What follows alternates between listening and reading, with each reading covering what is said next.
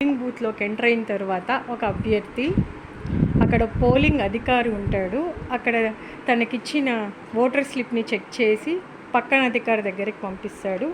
పక్కన అధికారి తను ఇచ్చిన ఓటర్ స్లిప్ని చెక్ చేసి సీరా గుర్తుతో తన చేతికి గుర్తు వేస్తారు. తర్వాత పక్కన అధికారి దగ్గరికి పంపిస్తారు. పక్కన అధికారి చెక్ చేసి ఈవీఎం ప్యాడ్ దగ్గరికి పంపిస్తారు.